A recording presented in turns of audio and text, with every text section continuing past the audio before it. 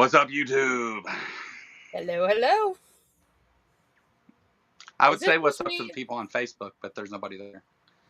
I was about to say, is it just me or does this feel like it's earlier than usual? Dude, I don't know. I got up at 4 o'clock this morning with a sick kid, so today has already dragged by incredibly slowly for me. So, and he's on his way to urgent care right now. So, yeah. Hope he feels better. I wonder why is my resolution so bad? What's going on? No idea. How weird. All right. Well, anyway, what's up, Seth? Look forward to seeing you here Thursday. Seth will be our guest. We're going to talk about some Christian nationalism things and a show Lil and Seth will be doing. It comes on the next day, right? So. Yes, and the outtakes on that will be glorious. Still got those Polish flags up, I see. Yeah. Yeah. I don't know about that, but other things are red and white. I see Ember and Lil and Seth in chat. I see we've got several more viewers than that, but if you're out there, come say hello to us. Yeah. The outtakes may be better than the actual video, but that's still yet to be seen. Well, sometimes that's the way it is. I always tell people that come to my member streams, my member streams are way better than my public streams, because we can be a little more open and joking around and all those things. And Al Trucker is not, just so everybody's aware. We hope that he shows up at some point, but as of now, he is not here. Got to drop my rig at the shop. Yeah. Well, good luck with that. Sorry for the resolution on my video. I don't know why it looks like it's so shitty today. It looked fine a minute ago, and now it looks fine on the camera. I don't know why it looks like shit on screen. Internet? No, my internet's fucking badass. I have no idea. That fixed it somewhat. It was set on auto resolution. I shifted it up to 720. Just I should be able to do 1080 from this, though, at least. Anyway, never mind all my technical problems, folks. It's a normal thing here. If there's not at least 2 technical problems a minute into the time the show's supposed to start, then the world is not functioning correctly. So you'll have that. But what is this? This is Politicality? Is that what show we're doing? Yeah, okay. I think so. Yeah. So this is the political show on the Atheist channel that sometimes talks about politics. And if you're new here, yeah, even whenever I do atheist content, it's about politics. So we just the two are so intertwined right now. It's absurd. They've never been this intertwined. It's crazy. So, funny thing, I was thinking about earlier, is I kind of got into this politics thing early. So Robin and I started using this channel to make political content months before the presidential election. And leading up to that, there were a lot of people that were like, oh, I just don't want to talk about politics and whatever. And that's fine. I mean, to each their own. I mean, that's why YouTube is filled with millions of different channels for you to go watch. And if you don't like this one, that's okay. I'm not personally offended by that. I realize that my content style and forehead isn't for everyone. I mean, look at this thing. I think it's a 5 head.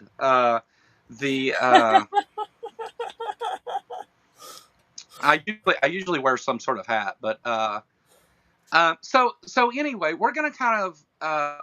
we're we're going to talk about politics today, but I think that you guys are going to find that a lot of this relates to the other thing too. Like this is skepticism and critical thinking and tribalism and all that stuff. I had a good conversation with my buddy Will. Hi, Will. I know you're watching.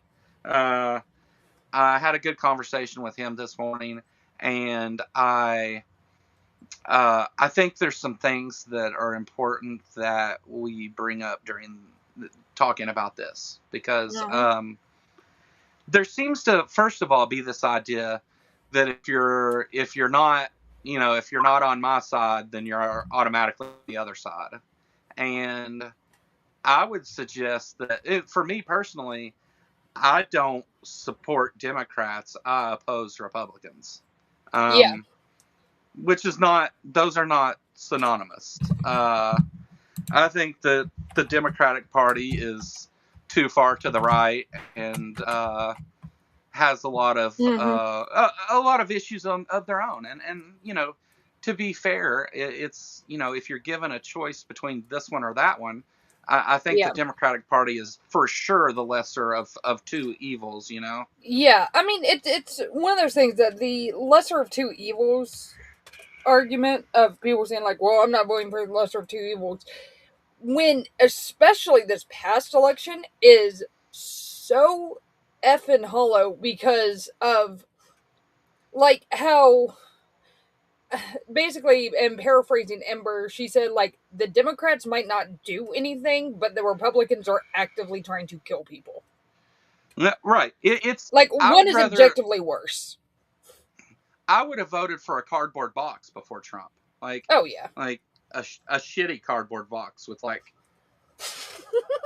bodily fluids on the outside. Like, see, so that's my position. Is like, it's not necessarily that I support everything that the Democratic Party does. Many of the Democrats, I think there is a handful for sure that are just as evil as the Republicans. That being said, I don't think the Democratic Party at large shares the same ideas. And that's where I want to break down and talk about the difference between narrative and tribalism and values rather than beliefs, right? I think there's an important distinction there. I think that sometimes we get caught up in being opposition that you're unwilling to even appreciate the nuance to these things. And like for example, whenever you talk to someone on the right and you say, well, the Trump administration seems to be a fascist administration, and they're like, no, it's not, and they don't know what fascist means. You understand? Like that kind of thing. And exactly. or you say, well, the Democrats are all socialists, and you don't know what socialism is, or they're all communist, and you're not specific about the communism because it's not. Communism is more than one thing.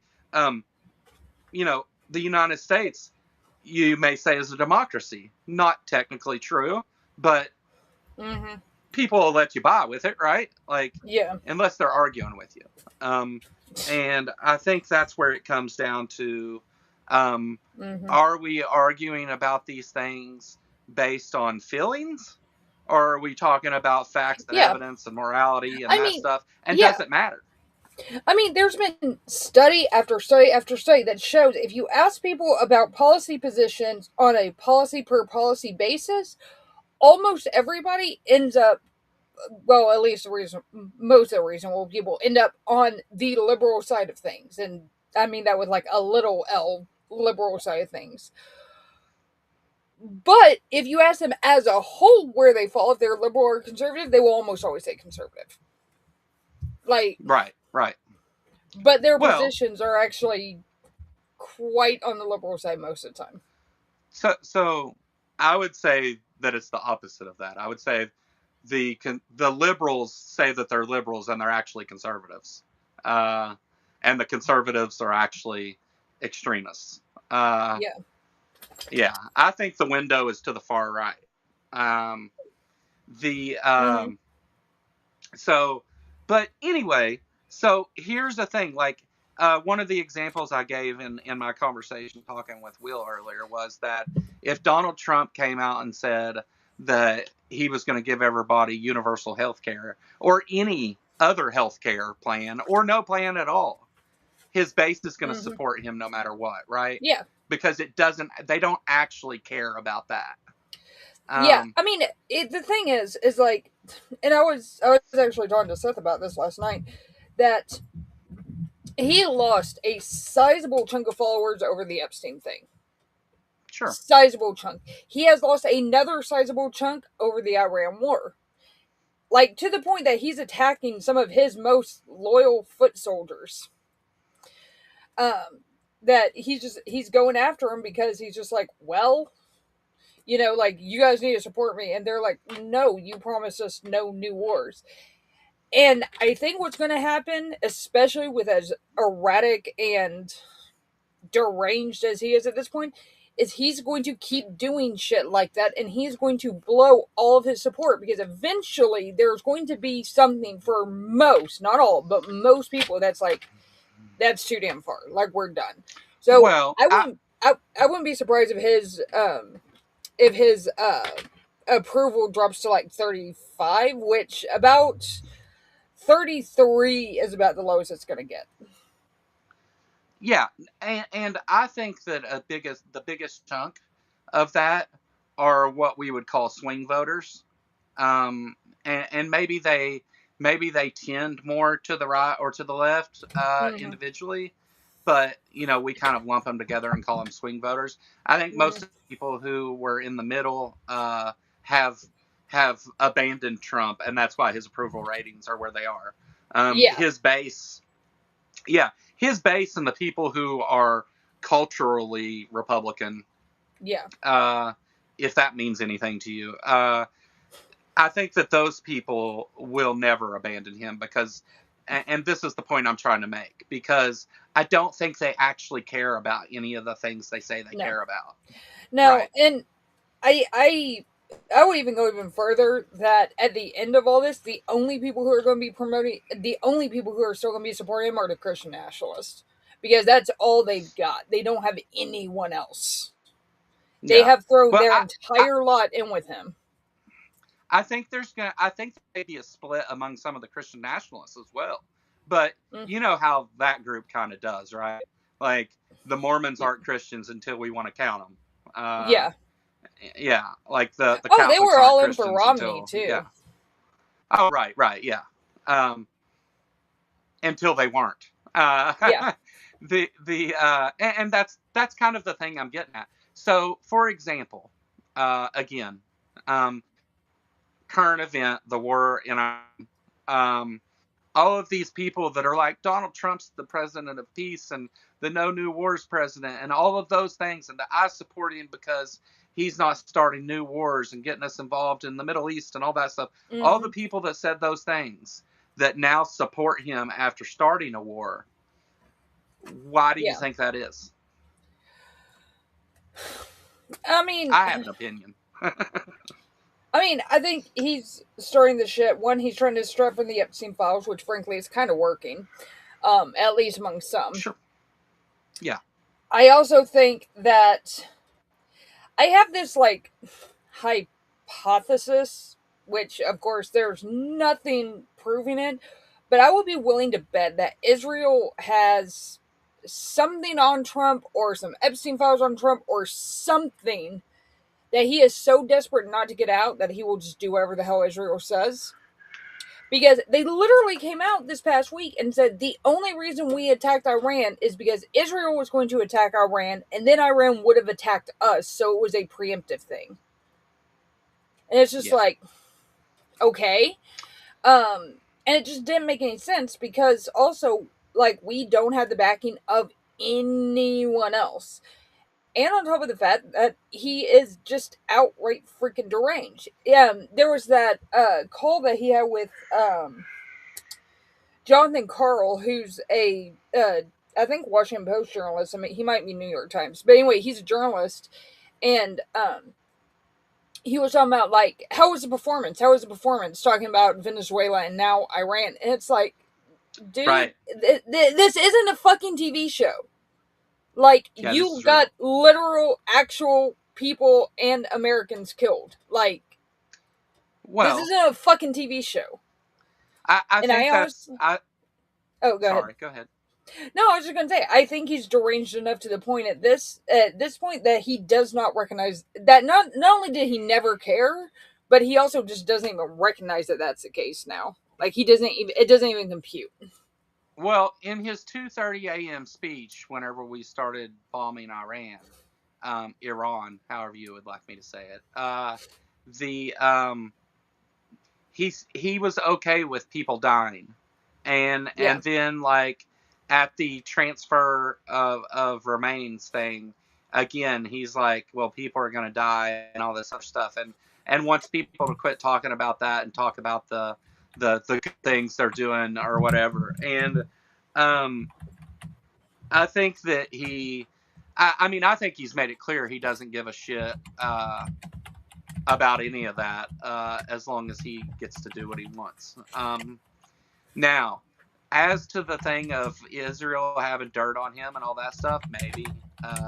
But the real question is that for his supporters, they continue to support him even though he has contradicted the very reason that they claim to support him.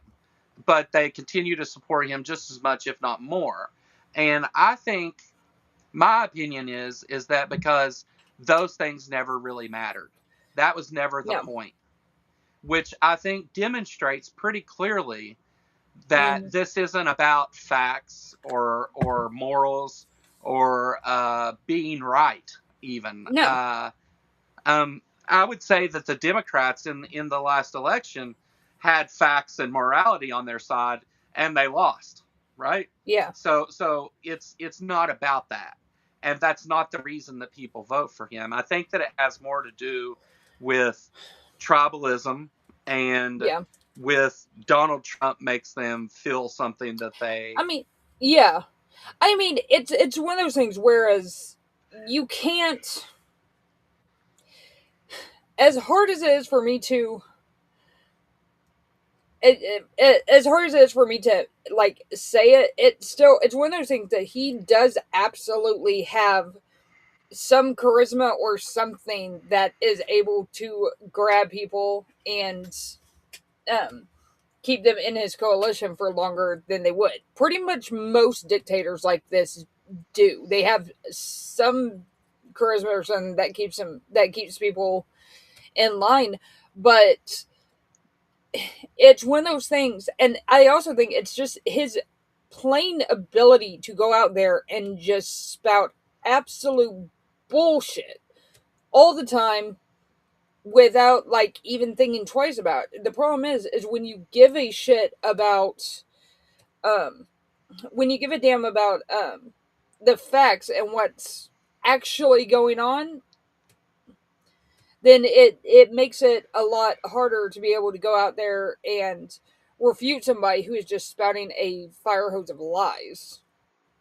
Yeah. And so he was able to lie to a lot of people just because the economy was not quite in everybody's favor yet. Like, it was getting there. It would have taken a little bit more time. But just because egg prices weren't pre-COVID egg prices, everybody flipped the fuck out. And it's like, well, what do you think now? We're going to be paying $5 for a gallon of gas here in a few months. Like, yeah. And again, though, they will continue to support him through that, even though that's been one of the major talking points. Well, gas was so much more expensive, even though it wasn't. Through at least most of the term. At the beginning, it was, but that was because of Trump's actions before, right? Yeah. Like but even when gas prices go up, you're going to have the majority of his base are going to continue to say that Trump is the greatest and everything's, he's going to fix it all and everything's going to be great. You know, we don't care to pay a little bit more to be safe from Iran and whatever. Yeah. They'll have excuses, right? But again, I think that goes back to tell you that they don't actually care about any of those things. They don't care about inflation. They don't care about the price of things. They don't care about Americans dying or war or any of that stuff. That was never the point. The one caveat is they don't care until it affects them personally. And then once it really starts affecting them personally, then they give a shit about it. It's like right now they're like, woohoo, let's go to war with Iran. Well, I want to see where that goes in a few months when gas prices are triple what they are now. And being like, and the thing is like, people are not going to be able to deny that this is why those prices are skyrocketing. So you think they don't care to vote against their own self-interest until the consequences of doing so show itself? Yeah. Okay. I agree with you. Just about every person that I've seen that's been MAGA and has like been on social media crying and regretting their vote and stuff, they only gave a damn when it affected them. They didn't give a damn when it affected. Are you familiar with sunk cost? Yeah. So I agree with you. I think there's going to be some of that there too, though, where it's like they don't want to be wrong. So and they voted for Trump and they supported Trump and drove around with the flags and you know, said all the slurs and did all the things that the Trump people like to do. And so now they don't want to oppose Trump because they've sunk that cost into it, the sunk cost fallacy, right? I mean, yeah, which like there was a lot of people.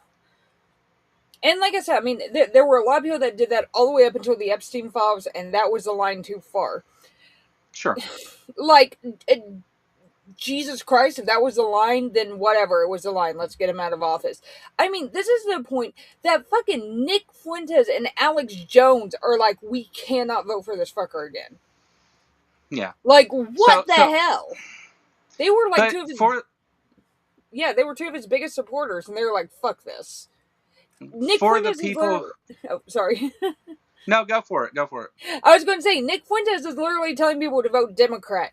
Nick Nazi Fuentes. Yeah. He's and I mean, Nick Fuentes, he did say one thing that he I don't agree with Nick Fuentes on anything really, but he did say one thing that may be true, if that makes sense. I don't agree with his reasoning of how he got to this, but he said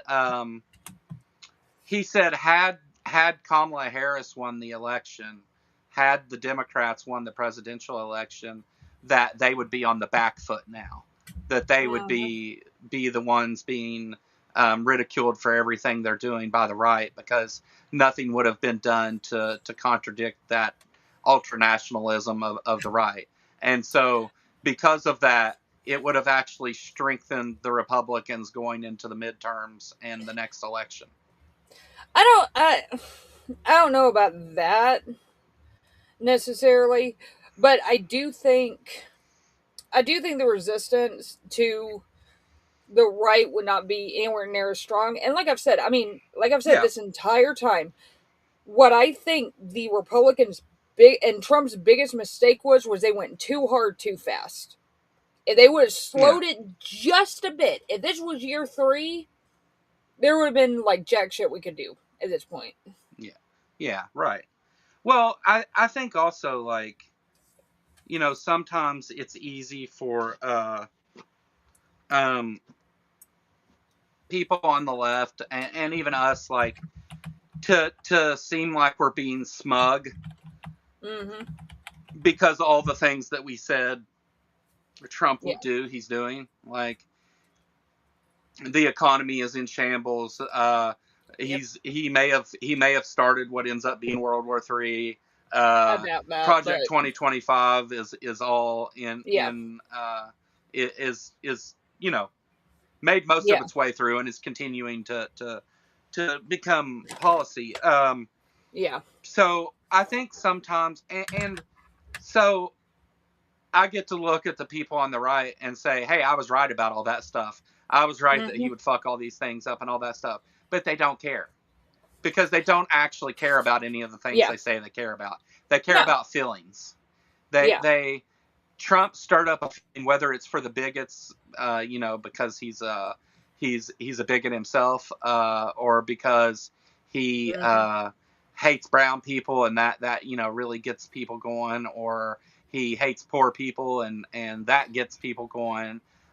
Yeah. Um, Or because and they think that he's going to protect the poor persecuted Christians in this country. yeah, right, and so he speaks to their feelings on that part, Hmm.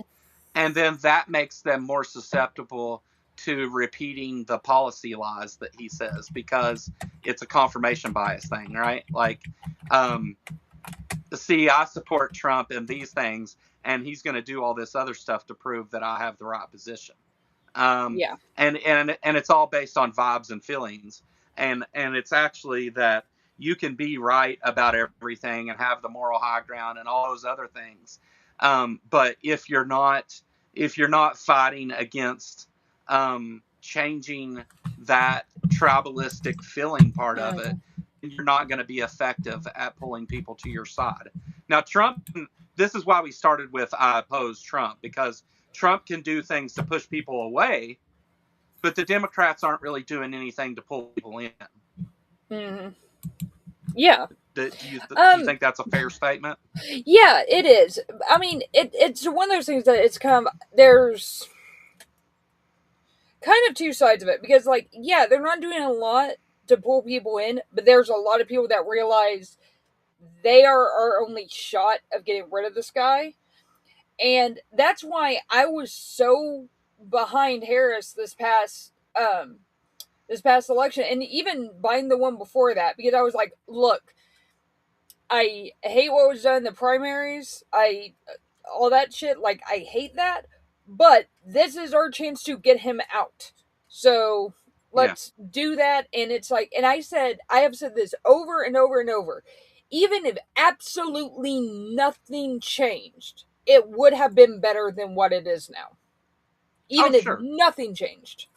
If we had not elected a president at all and left the office empty, it would be Yeah. better now than what it. I Hmm. mean, there's no. This is the worst timeline, right?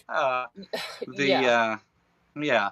The so all of that stuff then leads into whenever if you're trying to have a conversation with somebody who is a Trump supporter or just supports the GOP in general, Hmm. um, how do you how do you have an effective conversation with people who don't care about facts or morals or any of that? Hell if I know. Right.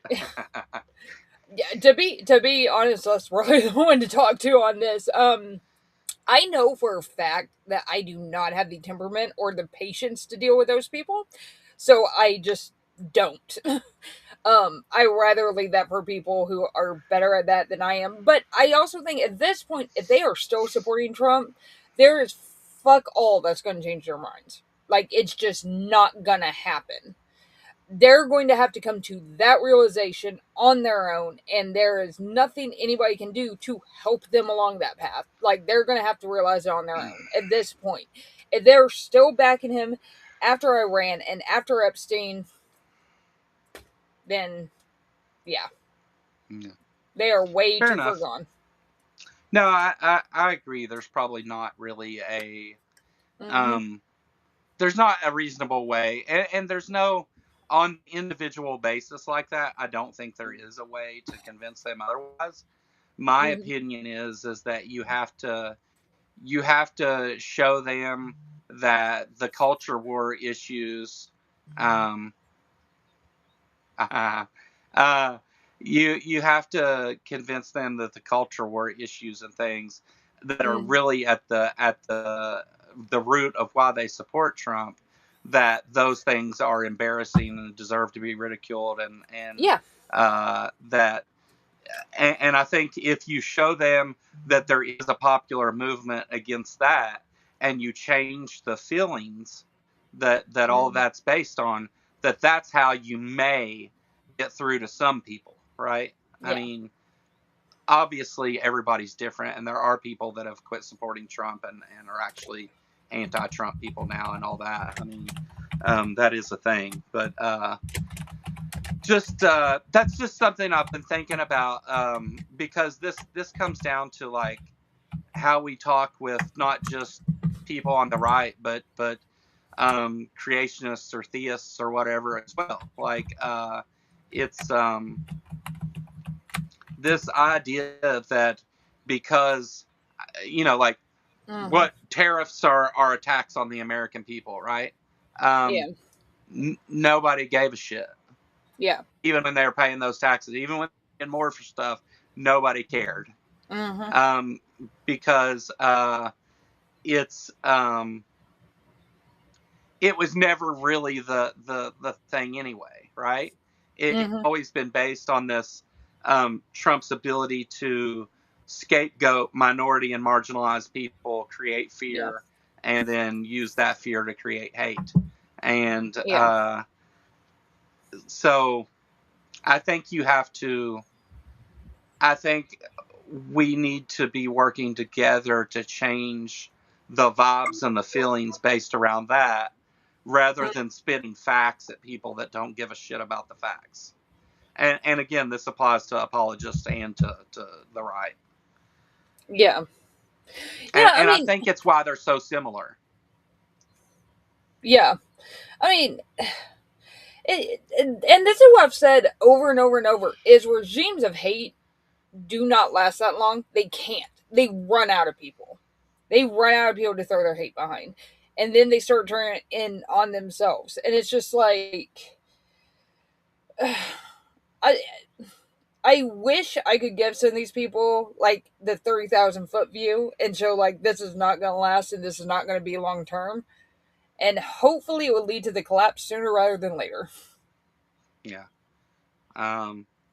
Randy says, I'm not sure we should let these people forget what they supported. That's actually what I'm proposing here. Is that we do remind them of what they supported, but just do it in a different manner.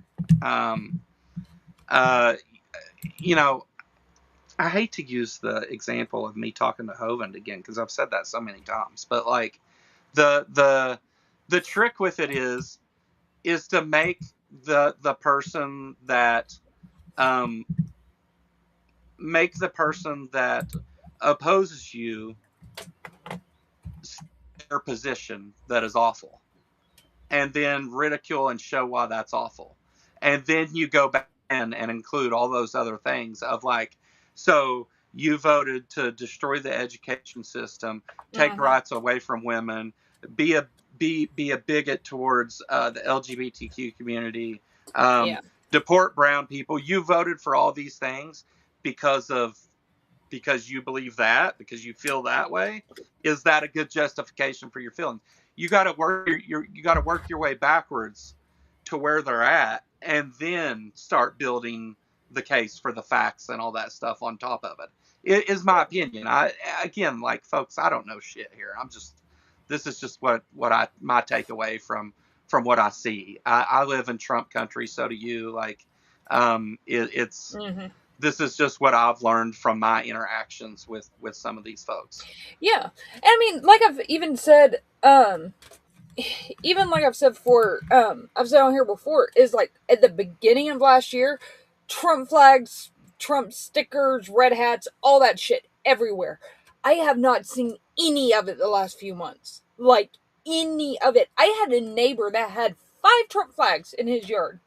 Haven't seen a single one in like 4 months. So it's one of those things that he is losing a ton of support. The problem is that the support that he does have are the rabid ones who are not going to leave no matter what at this point. Well, right. So as and it's yeah, and it's just it's I think it's because simply because they are anyone who is still following MAGA is just an outright bigot. That's really the only reason to be following that anymore. Um, Either you're a bigot or a Christian nationalist, which the Venn diagram on that is a circle. So right. yeah, Do they? So obviously they don't care about morals either. no, no, they give a shit about what God has commanded. They Right. don't give a shit They about can. anything else. Right, but you can like so. My argument for those people would be, well, you can use the Bible to promote any position you want, whether it's hate or love or whatever. And Mm-hmm. I'm sure you agree with that, but why is that? The reason that's not effective is because in their church or denomination or even religion as a whole, they feel like they have the correct interpretation, and any Mm-hmm. interpretation other than that, and it goes into a whole no true Scotsman thing, right? That's like the Yeah. basis of all Christian denominations. Like those other people aren't Christians. So whenever you try to say, well, you can also use the Bible for this, and you can support it with verses, and you can break it down and give them the facts and lay it right out there and show that you don't even have to show that they're wrong, but just show that there are alternative conclusions that hold as much weight as theirs, Mm-hmm. given the things they believe are true, of course. Um, and yet again, you're still not reaching anybody though that way. Like, Mm-hmm. and I would be real interested to hear from the audience, whether it's here in chat or later in a comment or whatever, of Mm-hmm. what you think the right way to address this is. I will go ahead and tell you though, if you try to tell me that all you need is facts and logic to talk about Yeah, this, that ain't it. I'm going to tell you you're full of shit. So, I mean, it's one of those things that we already know facts and logic doesn't work because we have been throwing this shit in their face for 10 fucking years and they still haven't listened. And like I said, anybody who is still MAGA, like, I'm utterly convinced it's because of their own bigotry and shit at this point. That because there's no other way to there's no other reason to support him. He has literally broken every fucking promise he ever made. Literally every single one of them. He even said, like, we're going to be getting 3,000 people a day out. No, they're not. He said they're going to be deporting 100 million immigrants. There aren't 100 million immigrants in the United States to begin with. And then he also, for all the MAGAs who thought that their family was safe, he said, we're only deporting the criminals, and they're not. They're deporting everybody. So, Ember says it's a case by case thing, just like every fundamentalist. What finally gets through is unique to each person.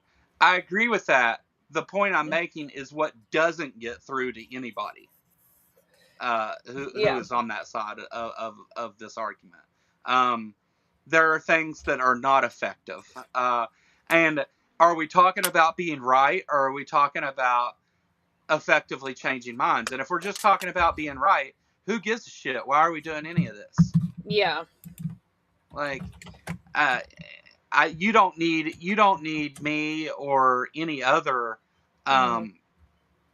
political YouTube channel or atheist political YouTube show or whatever the fuck you want to call it. Like, you don't need any of those to teach you what the facts are here. I think that most of the people who, if you're coming to an atheist channel to watch a political show, then you probably have some kind of understanding and watch politics in other places, and you follow those things enough to where I'm not going Mm-hmm. to give you news here, right?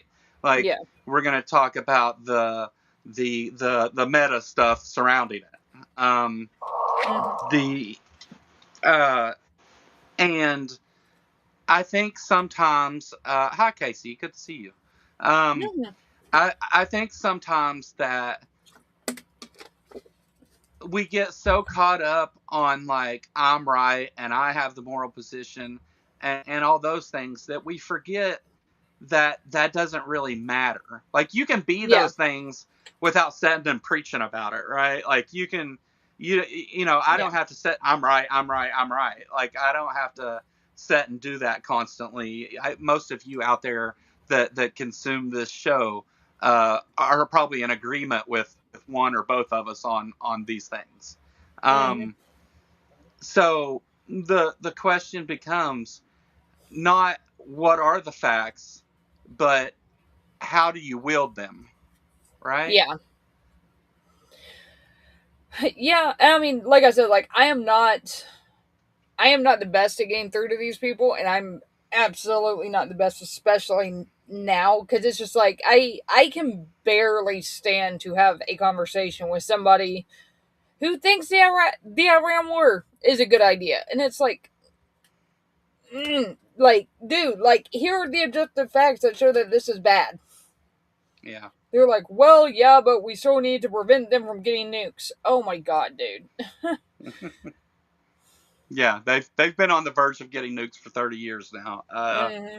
Yeah. Limited Light sent us a $5 super chat. That's news to me. Thank you, Limited Light, for your support and coming and being active in the chat and channel and all that stuff. It's good to see you here, and I appreciate your generosity. Thank you. The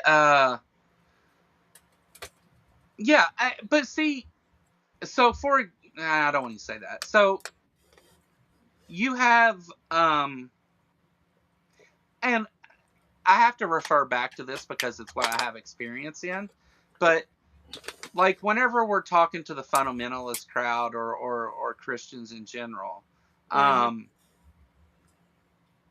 like to a science denier, an evolution denier, going and explaining evolution does nothing for them.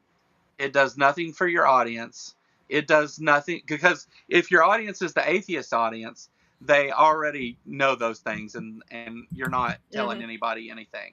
If it's the creationist audience, they're more worried about little quips and smart ass things, and if all you say is facts and the other person says nuh all the way through, you're going to walk away a loser in that debate or argument or whatever. You know, provided we're saying there's winners and losers here. Like the you're going to walk away from that being completely ineffective. So I don't think it's bad to have facts and use them. That's not what I'm saying. I think that if you are a very fact-based, evidence-based, those are the ways you like to talk, then you can definitely use that to help other people that are having those conversations. But maybe if you feel like you're not, if you feel like you're not good at having that talk and don't want to have it for that reason, there may still be ways for you to be involved with that talk, though, right? Like, you know, it's not either you're right or set the fuck out. That's not what I'm saying. Yeah, no, it's just one of those things. Like I know my temperament and I know what I'm good at, and that's not one of my strengths. So, sure. And I rather like, for instance, like on Secular Talk, like on the Discord server, I cannot tell you how many people have said, "Hey, he pulled me off the right wing, the alt right pipeline," and there's a lot of people that he's pulled over that were starting to go down the alt-right pipeline that veered off and finally went to the left. I do not have the temperament nor the what's the word? I don't want to say charisma because that's not quite the right word, but I just don't have the presence to be able to do that real well. So yeah, I admire him for being able to do it, and I admire anybody who can do that. It's just I can't. Well, I don't think I'm all that great either, but You're better than I am. Well, I've had more practice than you. I do recognize though whenever I see like someone who is effective, and I am able to like pick apart why they are effective. Yeah. One day maybe we should watch a Hitchens debate and talk about like why, like how it is that Hitchens was effective with the audience, even though he didn't usually rely totally on facts and figures Yeah. and really wasn't all that great at philosophy or logic either. I mean, he had a lot of flaws as far as that goes, but he was super effective. I would say the most effective counter apologetic atheist of modern times. Again, my opinion. The Yeah. No, I mean, I agree with that, and it's like, I mean, like I've had years of experience of debating with people and going back and forth with people on the right. It's just personally, like, it's just I kind of have my limit on what I can handle, and I just don't. But the thing is that I'm really effective at being able to give talking points and giving the facts and stuff to people who are way more effective than me. So at least they have the right information and the right talking points to go in. right. There's some things like I've told my family about like the abortion issue, and it's like, well, and what I found was most effective with them is like, do you want the government deciding that or you? Most of my family is very like, government needs to stay the fuck out of our lives. And when I brought it up like that, they're like, oh. And it's like, yeah. Yeah. And Well, I mean, same, that's kind of yeah. the. Sorry, go ahead. I was gonna say, and it's the same with Christian nationalism. Because when I was talking to my mom, she's like, and she honestly asked, she's like, well, what would be the problem with having a Christian run government? I'm like, okay, what form of Christianity? And she's like, oh, okay. And I'm like, yeah, like it protects all of us. Yeah, So, it something important you mentioned there too, though, is like mhm. it's important to get the specifics of what somebody means when Yeah, they say words. yeah, It, which is not Again, always easy. no, you're right, and a lot of times, whenever somebody holds a really bad position, what we would call a bad position, a lot of times it's based on incredulity or ignorance or whatever, and like they don't actually know anything about the thing they're talking about. It just Hmm. goes back to being based on vibes and feelings, which is a thing. You one of the beautiful things about the United States is you can vote for whoever you want, regardless of how Yeah, stupid you are. Um, and it's also one of the bad things about the United States, right? Like it's a yeah, double-edged sword. Uh, you yeah. I know, mean, this is exactly why I said why I've people have asked, and I've said straight up, I am outright against mandatory voting because too many people vote already and don't know what the fuck they're voting for. I don't want everyone of voting age being forced to vote and then just picking a name or just picking a yeah. party. Like, no, please don't do So, that. so I think the problem is that they rigged the game, right? Yeah. Like, and not just through voter suppression, but like, um, for like if we destroy education, then Hmm. people aren't going to vote based on these things. They'll vote based on these things, right? Yeah. Instead of facts and information, they'll vote based on culture, war, and feelings. Um, Hmm. the I think that that's how the system's been rigged, and I think both sides are complicit in that. Um, Yeah. and because it benefits both sides, right? There's incentive to do that because um, it's easier it's easier to believe the lie than it is to go research and find out the truth. Yeah. And people who are not well educated, uh, or not educated hardly at all. I mean, most people, not most, but a lot of people in this country can't name the three branches of government. Don't know that there's 50 states. Don't know that we're a democratic republic. Like, Yeah. they don't understand the basics. So trying to have a more complex conversation is out of the question. Yeah.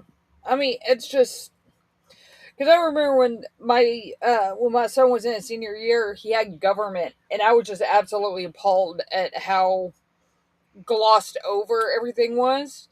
And I had to sit him down and be like, okay, this is how the government actually works because you need to know this stuff.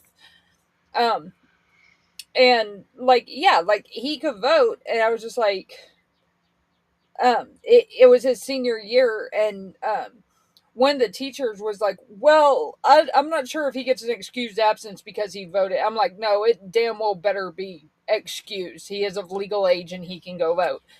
Um, but it's like I made sure that he knew who the candidates were, what they stood for, and what that job actually did. It took me maybe an hour tops, and people will not put in even an hour worth of effort to find out who the fuck they're voting for. Oh, right. They don't, and this goes back to the main argument that I'm making here is that they don't actually care about those things that they say they care about. They're repeating the things that their side says they care about. Yeah. And their real motivation is based somewhere else, whether it be bigotry, white supremacy, wealth inequality, greed. Yeah. I think there's, and I really do think that there's only a few reasons that you would continue to support Trump, and they're all bad, right? Yeah, like, there is no good reason. Yeah, it's either out of greed or some kind of hate of some other group of people that is being furthered by this administration and the GOP, or ignorance. You believe all the stupid things that they say. That you can take billions of dollars and give it to billionaires and do away with tax on tips and tax on overtime and do all this tariff bullshit, and that everything's just going to work out good. Like you have to not understand any bit of how that works to think that that's right. And so whenever just the same with the fundamentalist crowd, like whenever I hear somebody say certain things like that, like, oh, well, the economy is so much better under Trump. Like whenever I hear these certain things said, I immediately know that I'm talking to somebody that doesn't know shit about what they're talking about, because they're that wrong. So what do I do with that, right? That's the next question. What do you do with that when you're at that point? Whenever somebody comes up to you and says, the economy's so great under Trump, what do you say? Yeah, exactly. It's one of those things. It's a hard question, isn't it? Yeah. But it would be like, okay, well, what was this bill 6 months ago? Okay, well, what is it now? And it's going to be higher. And you can go through literally everything. Like, my grocery bills jumped like $200 in like the last few months. And it's just like, it's insane because it's like, I look at what, even at the height of COVID, what food cost me then to now is like ridiculous. I can't get anywhere near as much as I did then. And I've got a household of 6 to feed. So, I mean, this is what I keep saying. It's like you can't lie to people about your pocketbook, about their own pocketbooks, but the thing is they have to actually pay attention to their own pocketbooks. And most of the time they're not. Right. Trump thinks you need an ID to buy bread. He has no clue what buying groceries is about, or anything else for that matter. I want to read that. Aunt Jur says, Washington State publishes a voter's guide and sends one to every household with a voter in it. Oh, where'd it go?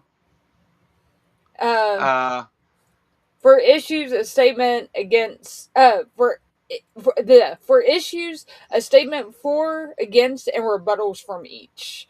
A list of endorsers and the full text of the bill, whatever it is. We need that countrywide. Yeah, that should, like, one of the things that the I love Ember's comment here. I say, "Niet comrade."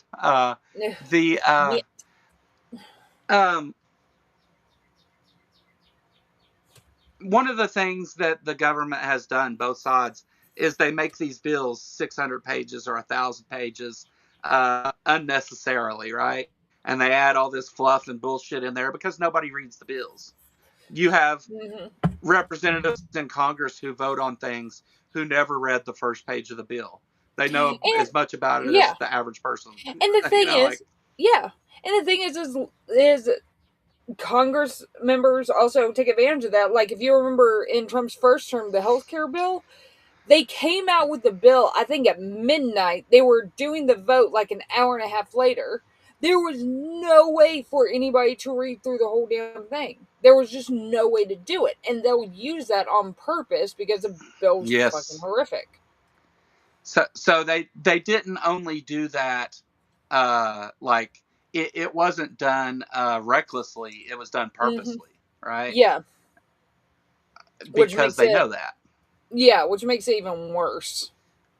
You know, there's been people try to push through Congress bills or rules that would require that bills be a certain length and one thing at a time and all this other stuff. Because also what you get is like, oh, I want to put forward a bill to punish drunk drivers, right? Everybody would agree on punishing drunk drivers. I'm not being specific about the punishment. I'm just saying that drunk drivers deserve to be punished. They're endangering other people's lives, all that. But then they also include in that bill somewhere that they're going to take voting rights away from black people or something, right? That's some other crazy shit. And then whenever I vote against the bill that is stated that it's to enforce drunk driving laws, then people are like, well, you oppose drunk driving laws. And it's like, no, that's not what I oppose. I oppose the other shit that was the problem there. And that's not always easily conveyed to the electorate. Yeah, and it's one of the things, like, the only time that I've ever seen, like, Republicans get, because Republicans do this shit all the time, the only time I've ever really seen them get in some issues over it was, it was several years ago, but they attached it to, like, a disaster aid bill that was like, you know, we're going to make this horrific thing law, but if you say no, then they don't get the disaster aid they need. Which is another thing in this Trump administration on why I do not understand why people are not seeing this is a lot of the natural disasters tend to happen in red states. They're not getting their aid at all for like these catastrophic things. And the thing is that the state cannot afford it. The state is already operating at a deficit that they have to get money from the federal government to function. Well, think about an event like Katrina. Like, Louisiana is already one of the least educated, poorest states in the country. So whenever you have something like it bankrupts the state, and who's left to deal with it though? It's not the politicians, it's the people. Yeah. Yeah, exactly. And the thing is like, Katrina was something like over half of the or it was over, I think it was over double the entire Louisiana budget for that year, for the entire damn thing. I mean, it's, red states don't have the money to, they don't have the money to do this. And like with one thing that I'm waiting to see with Mulligan, who's coming, Mulligan, who's coming into DHS, is Nome. Yeah, Nome had the rule that anything over $100,000 she had to approve personally. That also included home loans for people who had their houses destroyed, and they're just sitting there waiting for this, and they're dragging their feet on it. Yeah, absolutely. I'm not sure. I'm not sure. I mean, I imagine Mullen wouldn't be getting the position unless he agreed to be a Trump loyalist. So, I don't look for anything to really be any different in there. No. Kristi Noem was put in a different position when she should have been fired and charged with a crime. And she wasn't. With several crimes, actually. Yeah. But I just honestly, want to go ahead. I think the reason for that, frankly, is that she probably knows shit about Trump that he doesn't want to get out, and he's worried about it getting out. So he's still protecting her ass a bit by keeping her in the government. But all it would take is him just issuing a blanket pardon.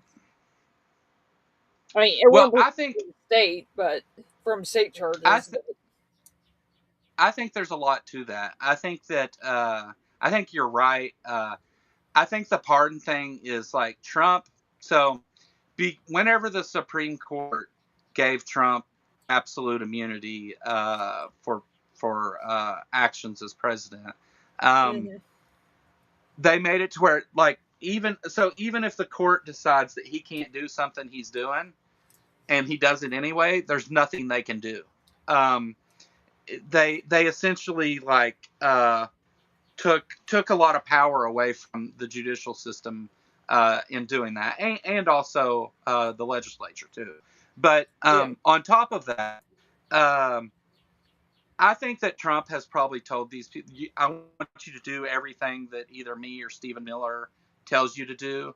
And as long as you do those things, don't worry about anything. We'll pardon you if we have to, or whatever. Yeah. Just be loyal to me and do he's the things I actually tell said that you. to people. Yeah, no, he's actually said I that believe to people.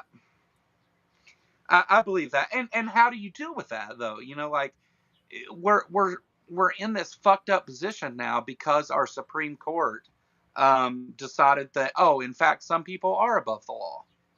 Yeah. I mean, in all fairness, that ruling was horrific. It's a little more narrow than that. It has to be within what could reasonably be considered his duties. So if it's in completely out of left field, then if he decides to go rob a bank, he's not going to be immune from that. Right, but when he's directing, if he's giving an order to anyone in his administration to break the law, they can't even question that. Because it's pretty within much, the scope of his presidential powers.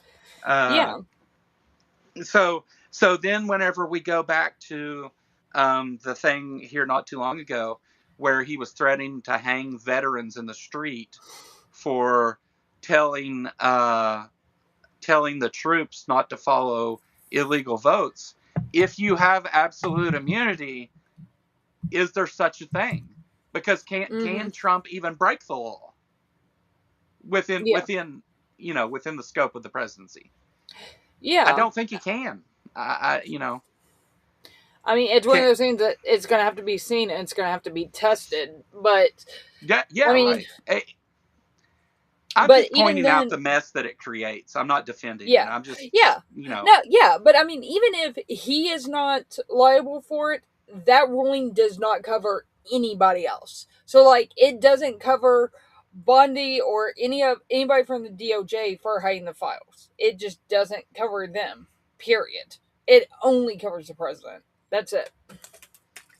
Right, but if it's ordered by the president, it can't be an illegal order to begin with. Yeah, it can, because I mean, as far as releasing the Epstein files, that is patently illegal what they were doing. There is a law that says they had to release them. They didn't do it. Point blank. Period. It's done. But the immunity ruling, like I said, the way that it's written is it does only apply to him. It's not transferable just because he gave someone an order. Doesn't mean that they're immune for doing that. Well, I agree with you. I'm kind of being devil's advocate here that's the argument that the administration would make, that those people were acting within the scope of my presidential powers, so therefore I can't break the law. And John Hudson's right; he can just pardon them anyway. Yeah, I But mean, I think that's kind of what he's waiting on. As far as pardoning people, is I think he's going to wait towards the end of his administration and see who screwed him over and who didn't, and the people who didn't give them pardons. Um, that being right. said, I don't think he's going to be here for his entire term. So No, me neither. I don't think he no, lives that long. But he is going down. I saw a video a couple of days ago of him from, I think it was like 2018 to now. The difference is so stark and he looks so awful. It's like, how the crap is this guy still here? and just to be clear, and Aunt Jera, I don't know if you're still here or not, but I had talked before about there's something weird going on with Trump's face and stuff. Mm-hmm. I haven't forgot about that. I am putting together several different pictures and clips and things, and Mm-hmm. I'm more certain now that that is the case than I Yeah. was before, and I was pretty certain then. The and there's a history of this too, also, just to be Yeah. clear, like using cosmetics and different things to hide the weakness of the person at the top. Why did he ever think the orange makeup looked good? It never has. Ever. It's fucking orange. Oh boy. I don't And with know. the I don't raccoon know eyes, if, too.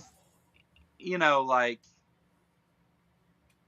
I don't know. I don't know where, how, why. I mean, uh, I don't know who told him it looks good, but Trump, though, like, he has this ego thing, right? Because we have to admit that there may be the possibility that Mm-hmm. he's telling us the economy is great because the people around him are telling him it's great because they don't want to not be the yes men. Yeah. Because when you're not the yes men, you end up getting fired and prosecuted by his administration.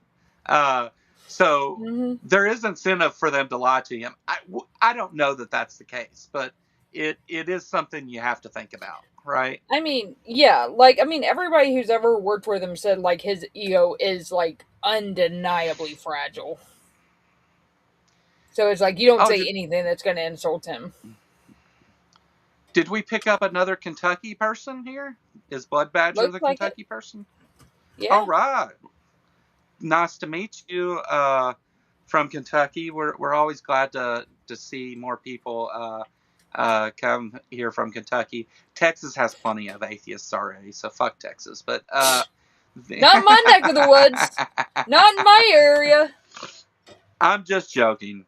Um, I know that agreeing with me on any number of things in Kentucky or Texas can make you feel like an isolated person and like you have nobody to talk to and discuss these things with and all that. And so Why do you I'm think so I'm here? happy.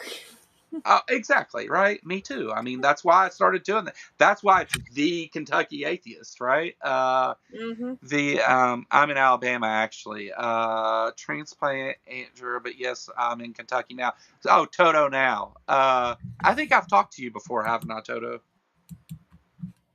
Uh, I think you used to frequent here. Yeah, yeah. But welcome back. Good to see you. Um, So, you know what, Lil, this conversation is so much more fun than just covering what Trump's talking about. Like, Oh, yeah. this has been a really good conversation. And for those of you out there watching, if you're enjoying this or whatever, maybe like the video, click that thumbs up down there, subscribe, go over to Lil's channel, do the same thing, vice versa over there, come over here. That'd be really great. It helps us out a lot in Mm-hmm. getting this out to more people. The engagement and things on these videos is really what drives it. And Mm-hmm. it, like our Sunday show, we've been right around 20 viewers here, for the first hour. Mm-hmm. That's up from what it was a couple weeks ago. And on Thursday we average around 40 viewers, and that's Mm-hmm. growing. So it's good to see more people coming and watching and stuff. And it would be great if you'd click the buttons and shit down there. And And on yeah, Politicality this Thursday, we have another special guest. Third week in a row. yeah. Yeah. Although I have been told that he will show up on time. So there is that. Well, that's not fair. Uh, yeah, Seth from the channel Ambushed Apostate is going to come over. Him and Lil are actually going to be doing a show over on Seth's channel and talking about what is it, Candle in the Chaos? Yeah. Talking about some political issues from a Christian nationalist perspective, or a prior Christian nationalist perspective, I guess, like from somebody who's came out of that. And so Seth's going to be here Thursday. We're going to promote that stuff for the next day, Friday. So hopefully you'll come watch that and then go watch Lil and Seth over there. I am really happy that there are other atheist channels now that seem to be getting more into the political thing, because I do think it's important that we do this. And I understand why it was like some people felt an aversion to it, like whenever I first started doing this and stuff. And I'm one for really not giving a shit about like algorithms and stuff so much. Like, I care about making the show I want to make and saying the things I want to say, and being original and different and all that. And maybe sometimes I fell at that, but it's the goal anyway. So not your average political channel, not your average atheist channel, not your average anything here. I think I've got Seth in the. Do I not have him in the thing still? Nope. Son of a bitch! I'll do it today. In fact, Also, I'll do it right now. Just FYI, those that show is going to alternate between his channel and mine, but we're going to have it on playlist. So, but it's going to alternate back and forth. So it'll like be live on one or the other, and then it'll be available. Yeah, later on both? we're recording it ahead of time, but one will be on his channel, and then we'll do a collab thing, so it still shows up on mine, but it will be hosted on his. So, no. And do you know on my YouTube feed it says there's only 3 people watching our show right now? Mine says 3 too. Oh, that's on your channel. I see. It's showing me the. I was like, why does it say that? There's more than that. What? I forget we're streaming on both. Yeah. I don't have as big of a channel. I know, and that's look, Lil. We all go through this, all right. When I first started doing live streams, nobody watched anything of it, and you could actually argue that that my shows don't do that well now. Hell, I published that Christy Gnome video that only got like 25 views on my channel. It got like 700 on yours. I don't know why. I don't know why, but it did. But it's like, you know what? And it doesn't even have me in it. Honestly, though, that's why I like doing things like this, though. Like, I like for you to put this on your channel, because not that I don't care about who watches it on my channel, but I'm glad that I was able to make a video or do something, like, even though it did shitty on my channel, I'm glad it did really good on yours. Like, I'm glad if it helps in any way, Oh, like, yeah. And I've told you, because it actually, for me, would have been more profitable and beneficial for me to say, no, you can use a collaborator link and everything goes on this channel, right? Yeah. Like, but that's not how I look at any of this, So, no, I'm happy that you, son of a bitch, where did I click? I'm happy that it did well over there. And like, it's my channel's growing too, so I don't I don't really care about that. I care about reaching people. I don't care which channel I do it through. Like, I hear you. Sorry, I'm getting Seth's stuff right now and because I know I'll forget if I don't do it. But yeah, no, that's also one thing that I love about this community is like we're all always having each other on each other's channels. We're always promoting each other. I just put a link on Space Pride stickers in the chat, and you can get $1 off if you use my promo code, which is Lil. You can get $1 off the stickers, and there's some really freaking cool stickers on there. They're awesome. Oh, neat. Mm-hmm. And they're like pretty sizable too. They're like 5 inches, so they're pretty big. I you know what? Like whenever I like because of the way that my store is set up, whenever I go on to like to make something and I put like some picture or whatever on stuff, it always gives me the option when I complete that item to then put it on like a coffee cup and a sticker and all that stuff. So I end up doing that too, like just because I can easily, you know.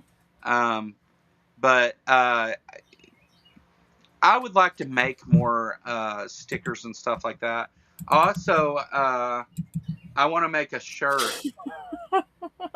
that says Arnold Palmer's hog. Yeah, I do. I definitely want to make that. I need to work with getting the art together for that. The pig. I have a shirt for that one ready to go. By the way, whenever you're ready to release it. And I don't care. You go for it. Well, I wanted to promote the shirt on it, so. I see. Let's. I'll work on that before the next show. I'm getting this Seth thing fixed right now. Like currently. You sure not I'm fixing it real time, like I'm typing out the message right now. You sure you're not trying to sabotage him? I mean, it may. I mean, just being associated with me may not good for you, but. Oh my god. Yeah, Thursday's going to be fun, so you guys definitely want to check that out.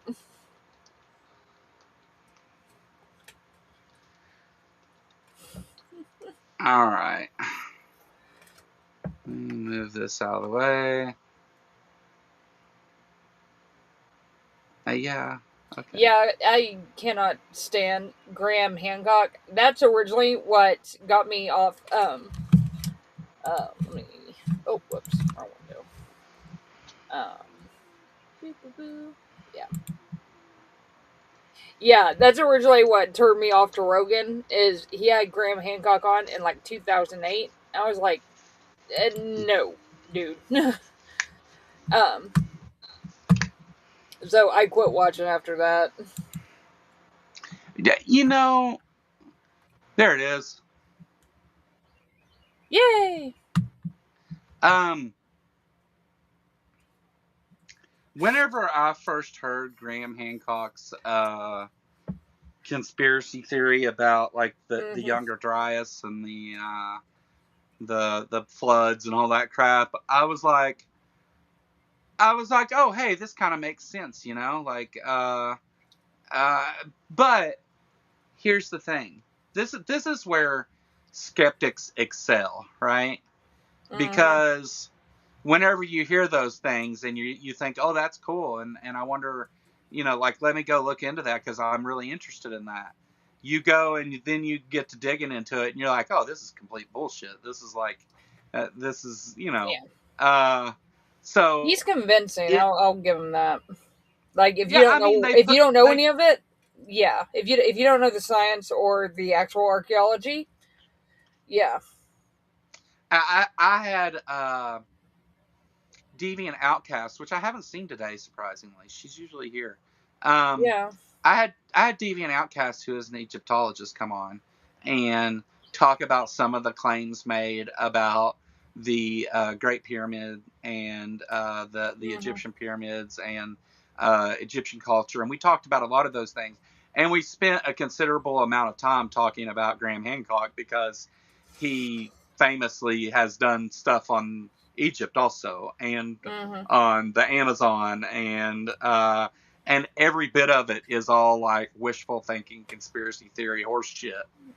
Oh yeah. It's like what he peddles in. Had a good question with hypothetical answers. Yeah. You know what, John? I love that. That's a great response. Asking questions about could this be the cause? Could this explain something else?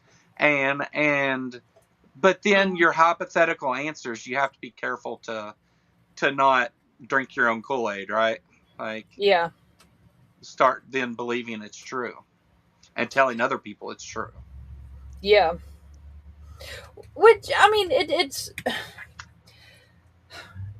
one of those things with people drinking their own Kool-Aid that makes me wonder how much of MAGA has done that and how much of them know that's all bullshit, but it's a means to an end. Yeah. I mean, I think at this point it's probably pretty evenly distributed.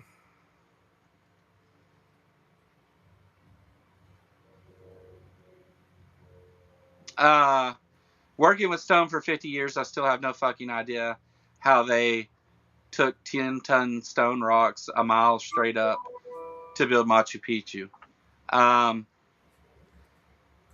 Yeah, I mean, the thing that bothers me about these kind of things isn't the question, right?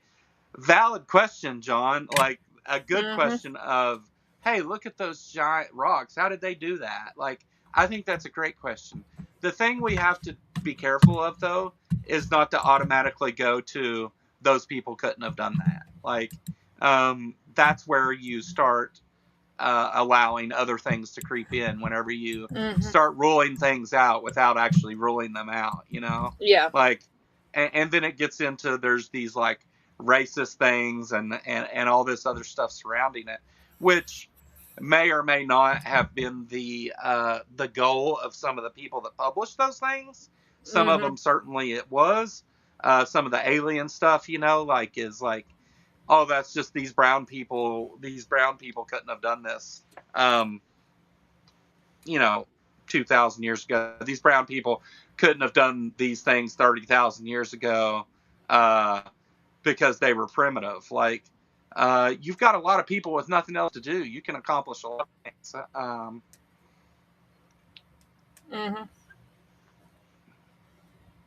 And I think that we sometimes conflate primitive with ignorant. Yeah. And there's an incredulity. I mean, yeah, that's one thing that annoys the crap out of me because there's no reason to assume, there's none, to assume that humans before written history and all that stuff were any, like, more stupid than we are. It's just they didn't have the long history of technology that we've had. Because think about it, everything that we learn and everything that we know was invented at some point, usually within the last 10,000 years. Every step you take. What? Sorry. Engineering is magic. That's the other part of this, Andrew.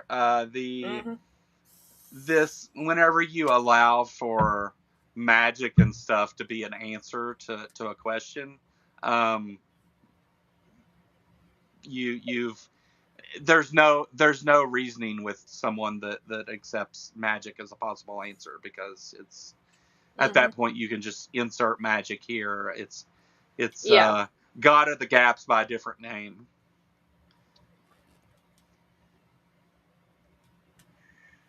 All right, so political stuff, veering back towards that. Pam Bondi subpoenaed to go in front of Congress, and immediately before she goes, the DOJ has released the files that were the transcripts from the minor's interaction with the FBI about Trump's sexual assault. They are trying. What do you think about that? So hard to cover their asses as much as they possibly can without realizing, and they might realize this. Well, maybe. She might be stupid enough that she doesn't, but without realizing that it's actually making them look so much worse. Yeah, I mean, their argument is that they thought these were duplicative items, so that they didn't release them, and it wasn't until attention was brought to it that they found out they weren't. It's just a coincidence that it's Donald Trump that's all over it, right? Like, yeah, the one files that the accident that they make it appear like, oh, this is an accident, and it's a unique thing with just these files and stuff. It's a limited thing, but I mean, it makes it pretty clear that they were trying to hide Donald Trump's name from it, and were willing to break the law to do so. Yeah. I mean, it's one of those things that nobody in this mess is going to be held accountable while he's in office, and probably not even if Vance gets into office. It's not going to be like, oh my god, like, this is why the Dems have to win in November, because that's the only way anything's going to happen. Like, anything at all. Yeah. And even then, by the way, there were 4 Democrats who voted against limiting Trump's war powers in Iran. So I would look at that list, and if one of those is yours, get them out. Yeah. Yeah. I have mixed feelings about some of that, because once he started the war, like, if we were to just pull out of Iran now, let me rephrase this. I think that he's already jumped the shark as far as some of it goes, but that doesn't mean that I agree with letting him continue to make decisions about it. Right? Like, Yeah. I think now that it's happened, you have to deal with it, but I don't think that him or his administration is dealing with it properly in any way whatsoever. So, just to be clear, like, you should be limiting his war powers anyway, because that's what the Constitution says.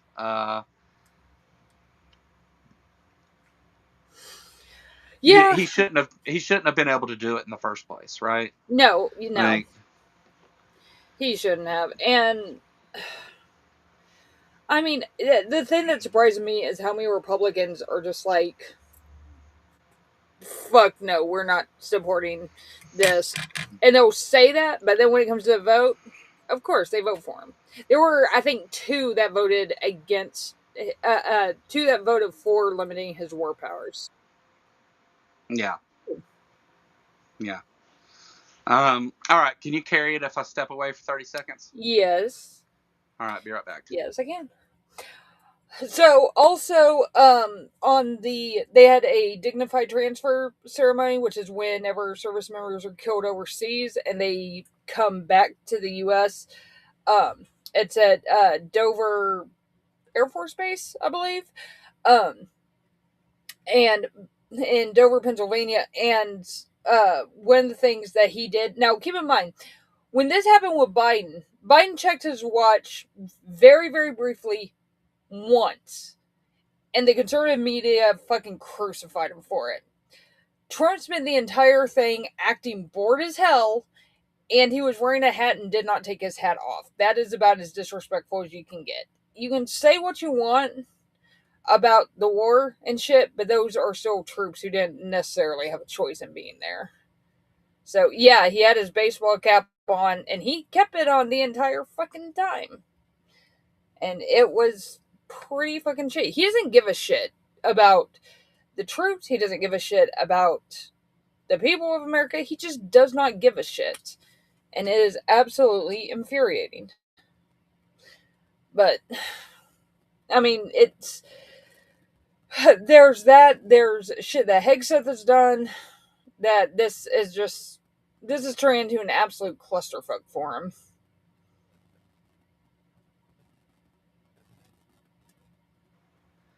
I agree. Yes. Yeah, this has turned into a clusterfuck.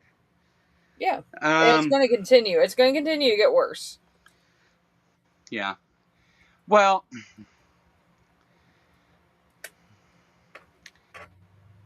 definitely Trump's actions were the opposite of the way this should have been handled. Mm-hmm. But it's kind of Trump's first term that made it bad. He didn't have time to craft his flock of seagulls hair. Yeah. Oh. Flock of seagulls hair. Mm. Do you think that's why he hates windmills? Yes. Who was it that did the joke that the hair is actually the one making the decisions? And who did that joke? Oh, it was recent. It was funny. I do not remember, but I do remember hearing it. Yeah.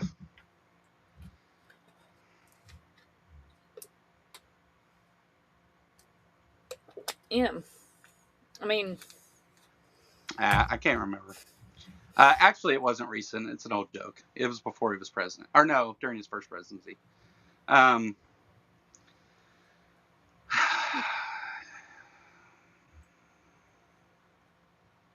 it's going to bother me now.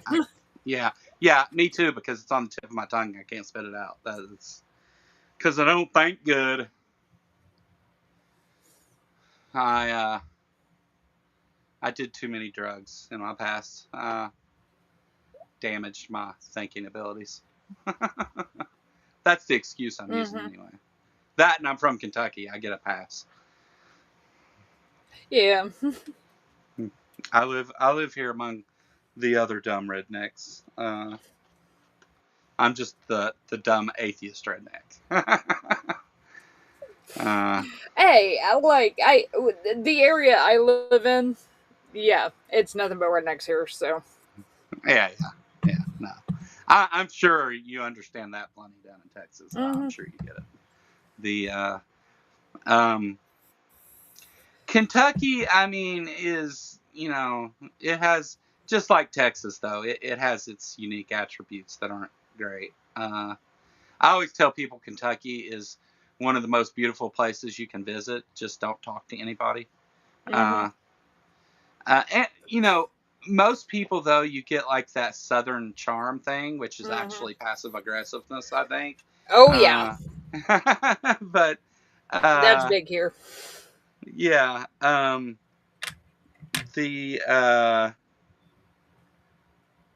But like, if you start saying you're an atheist or something, watch out, because not the best place to go around saying that.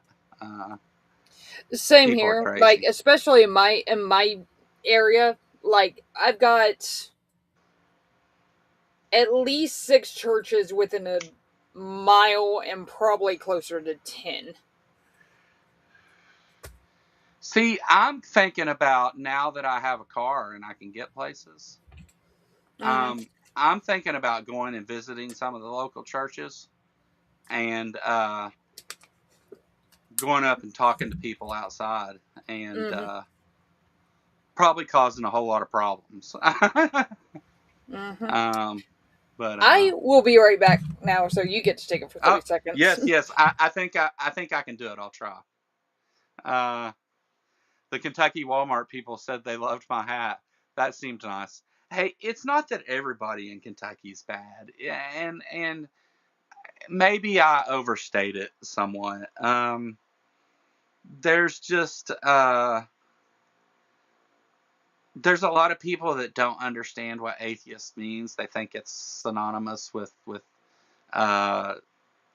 devil worshiping and things like that. Like, it's just, there's a lot of uneducated people. I mean, if you look at where Kentucky falls on education, it's in the It's in the bottom 10, I believe. It was like in the bottom 2 or 3. Hey, what's up, Michael? Long time no see. 6 U.S. soldiers dead, but there are hundreds of soldiers dead there hiding casualty numbers. Joe might step in the poo-poo. Yeah, it's, like whenever we did the art protests and a lot of people came and visited from other states and stuff, stay on the public side of the property, don't stand in the yeah. Whenever we did the art protests and things, like the people down in Williamstown, and Williamstown is I mean, it's only a few minutes outside of Louisville, which is by far the biggest metro area of Kentucky. Louisville, Cincinnati area, Newport, all that. But Williamstown is very much a small town Kentucky place. And the people there were really nice to everyone that I know of anyway, other than the couple that were driving by causing problems. The everybody was really friendly. The cops were incredibly friendly and agreed with us doing what we were doing, and respected the fact that we wanted to come out and use our First Amendment rights and things. Like they were all cool with all that stuff. It's whenever you get down to like trying to have an individual conversation with somebody that you run into problems here anyway. Going and doing a protest or being part of an atheist convention. I mean, Kentucky Free Thought's been going on for a long time, and it's big time supported by RFR and Daryl Ray and all kinds of big people go to that and stuff, and it always goes well. But you just, whenever you're in places like where Lil lives or like I live, and I'm sure there's many of you in the chat that experience this as well. You kind of need to be careful about like just throwing around I'm an atheist and all that stuff. If you're not, I mean, there's good reason to not be forward with it, and I can understand anybody who doesn't want to do that. Now, I'm very upfront about it. I tell people without them even asking. Same here. Yeah, and I don't give a shit what they have to say. I'm not scared of any person. So do your worst, but I do think that doesn't apply to everyone, though. No, it doesn't. And it's like, I can understand, like, I have one family member that like I want to keep that relationship, but we understand that if we talk about religion, like that's going to just lead to too much animosity. So we have mutually agreed to just shelve that and just not even discuss it. That I can deal with, but it's one of those things that it's like if someone, most of the time, I usually won't mention it because it's just not even remotely relevant. But the second they try to shove it in my face, I'm going to come back at them, and I'm going to come back at them hard. Yeah. I don't tolerate that kind of crap. So I worked, before I started doing YouTube, I had worked for a number of years building this lawn company. The people that I worked for,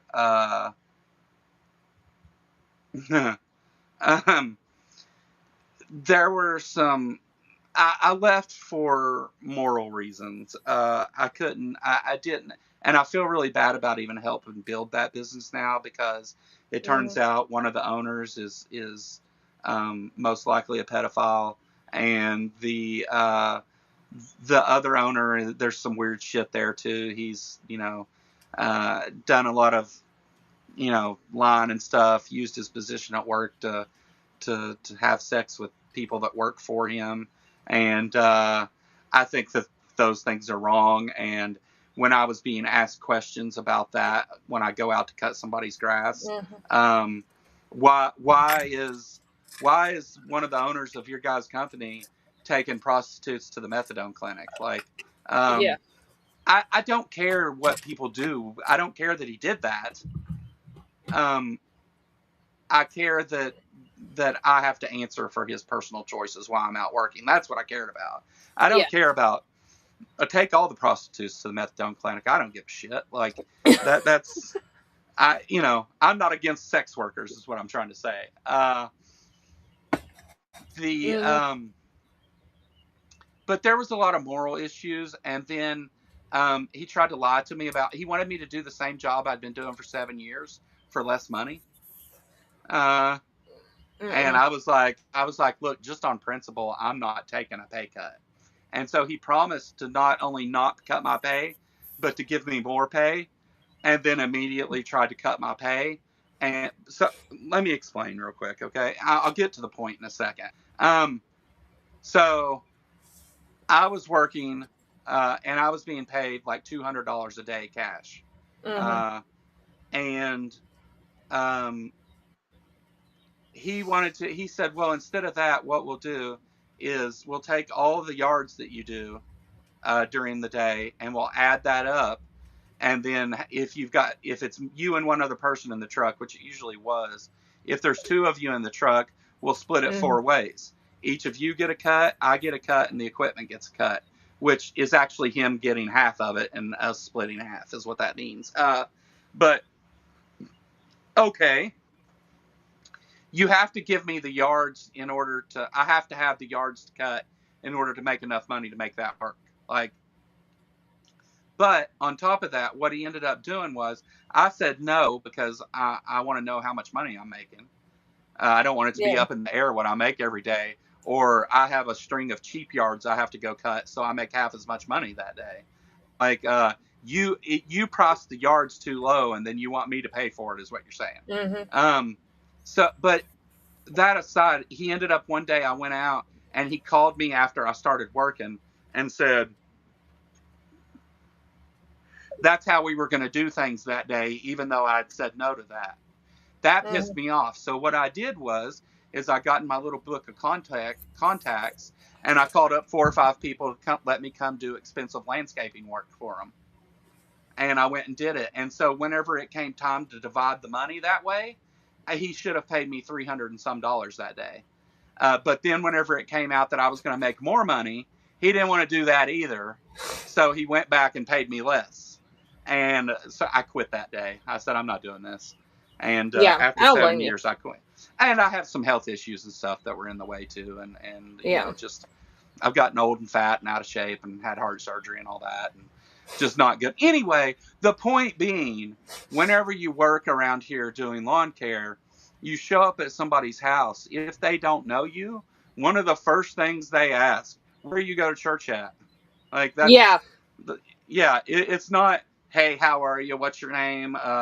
Who's your family? Well, sometimes it's who's your family, but like the first question is always, where do you go to church? And a lot of them didn't like that I said, like, I don't go to church. I think it's wrong. And then if they wanted to, I had one woman came out, wanted to talk to me for like 2 hours about why I was an atheist and how I was wrong. And the Bible says this and that. And I was like, look, lady, I appreciate your position, but do you think that I just randomly said I don't believe in God? Do you think that something that I was raised in like this, I was raised here, do you think I just walked away from it without asking any of those questions? Like, and a lot of times, a lot of times people just go ahead and assume like, oh, you're the stupid one because you don't believe the thing I believe, because if you were smart like me, you'd believe it. That's the other thing. My boss, the owner of the company, he wasn't really my boss. I was the boss. I ran the company. He just paid for it. He was rich, right? So he would like anything I would tell him to like do something, he would be like, they would do the opposite, because he said if I actually knew anything, I wouldn't be poor. And I know, seriously, they said that. And after that, every time I touched anything when he was around, I would say, sorry, I got my pore germs on your lawnmower. Just to be an asshole. Like, but. Sounds like something I would say. Yeah. Gave a guy some money to mow and he ran off with my lawnmower. Yeah, that's crazy. We always brought our own mowers. I never showed up to a yard with less than $50,000 worth of stuff on the truck. So there was always 2 or 3 zero-turn lawnmowers and high-end blowers and weed eaters and trimmers and all that shit. So it was a professional company. We did a good job. I did a lot of landscaping too. But anyway, since we're into rambling about my past work experience, you want to wrap this thing up? Or is there something else we need to talk about? Other than RFK being a bastard like he always is. I mean, there's literally here's the funny thing. In the Trump administration, there's literally a scandal about every single person. Everyone has something going on. Well, I think that's why Trump appointed him, right? He's like, hey, all this dirt on you. Yeah. There was literally a post that was posted somewhere, and I don't remember exactly where. I want to say it was like for a law school or something, but saying like, the government needs people, blah, blah, blah. The requirements are you have to agree with Trump's political agenda and like be a Republican or something like that. That GPA and college credits do not matter so much. They're literally hiring low IQ people. Oh, yeah. Yeah, because they don't want people they're literally advertising for it now. Because they can't find anybody. Yeah. Did you see Aunt Jer's joke? I love it. They're called escorts, not high-end blowers. That's awesome.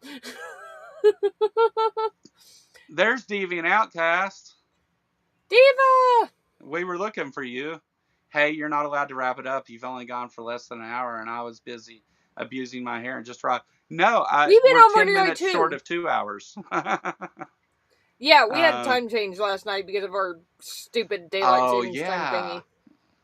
Yeah, I forget. So really, I got up at 4 o'clock with my kid puking and being sick. Really, it was 3 o'clock. Or would have been 3 o'clock. We need to do away with that shit. It's so annoying, and it always throws me off because like it's stuff that I depend on for like other servers when it kicks over to the next day. Like the time always changes on those. Time always changes internationally. I cannot tell you how often it's been that like when I was working doing research and stuff that I would have to call an office in another country. And I will call them either an hour early or an hour late. Yeah. And have to readjust every single year. Like twice a year. I hate it. So there's a lot of misinformation or misunderstanding about how daylight savings time originated in the United States. What's your take on why it exists? I've heard and it's so okay to be wrong here. Yeah, I was about to say, I've heard so many different things that I personally haven't really looked into it, so I personally don't know, but I've heard of multiple different things, and I just don't care. It's stupid. Have you heard about the one concerning bugs? No. I haven't heard that one. So, there's this guy that I forget his name. I just learned this today earlier, so I haven't looked into it any more than what I'm gonna tell you right here. I was told this by somebody that I trust wouldn't lie to me. Like he read it and told me he read it and all this stuff, so I believe him. I haven't corroborated these things. So you've been on for like 5 minutes. Yeah. So there was a guy, and he wanted to spend more time in the evening studying bugs, and so he proposed the daylight savings time thing, which then apparently, like some of the things about that it's for energy and for farm workers and all that stuff, like some of those things are just like urban legend myths, and some of them have a little bit of truth to them and stuff, or at least that's my understanding of it. I was just curious of what other people, what other people's take was. Yeah, I don't know. I've heard multiple different things over the years. I've never personally looked into it, so I don't know exactly what the actual reason is. I might have to dig into that and try to figure it out. But yeah, it's just it's so stupid. Like, there might, and this is a huge might because, like I said, I have no idea, but there might have been a reason for it. Like, pre-industrialization, there is no excuse for it now, considering the fact that we literally have cities that run 24/7. yeah, So yeah. No, right. No, I agree. I think that so I always thought that the argument about energy, that whenever you change the clocks, like people went home and went to bed, and they used less electricity and stuff, so it was beneficial to the electrical grid because it didn't used to be as good as it is now. I'd heard that, and I thought that was an unreasonable explanation, so I just always assumed that was true. Yeah, that's the most common one I hear. Yeah, but yeah, I'll look into it. How about this? Here's your homework, chat. In the comments, I'm getting ready to end the video. In the comments of this video, why don't you tell me why you think daylight savings time is a thing? And best answer gets a prize. How's that? Not the right answer, the best answer, okay? So leave me a comment, and for real, I'll pick the or I'll let Lil pick maybe the best answer, and you got to leave it in either my chat or Lil's. Lil, you'll have to tell me if people are in the comments. You have to tell me what's left on your channel, but best story wins a prize. I'll send you something special from my store or something. I don't know, a shirt or a sticker or something. I don't know, something. We'll find a signed Bible. Shirt. You want me to sign a Bible? I'll do it. Sign it, Jesus fucking Christ. Yes. I ain't writing my name in the bitch. But anyway, that's all I got for today. What do you want to say, Lil? That's all I got. On Thursday, tomorrow I am on Java and Jugs. I will also be on Embers throughout the week. Politicality on Thursday. We're gonna have me, Joe, and Seth here. That should be interesting. Friday, mine and Seth's new show comes out, and that's pretty much it for the week. Do I need to bring the hose to keep you two calm down while we're trying to... No. You're going to be the third wheel here. Yeah. Hey, if you haven't noticed, I'm on cruise control. I do my thing either way. Like I know. You got to stop me sometimes and just be like, "Hey, shut the fuck up!" Like, and it's fine. Punk Apostate's getting ready to start. Punk Apostate's supposed to come visit with us and do a show, but I haven't been able to coordinate a time to get him over here. I'm not really sure if it's a complicated thing. I'm not really sure if there's other reasons why he hasn't gotten back with me or whatever. We talk about it, and we'll talk back and forth, and he'll say, "Oh yeah," and then as soon as I give him a time, he ghosts me again. So I don't know. No, there's nothing bad between us. I'm just saying I think he has some keeps some company that don't like me much. Which to those of you that don't like me. Pretty much. That's for you. And I want to thank Jay Bundy and the crew of violent bigots over there that has made this a successful show, and brought Lil and Seth together to share their teenage horniness with each other. Oh my God! I want to. I'm just joking. Fuck you too, Jay. You're a piece of shit. So. That's all I got, guys. Let's end it on that. Peace. Later.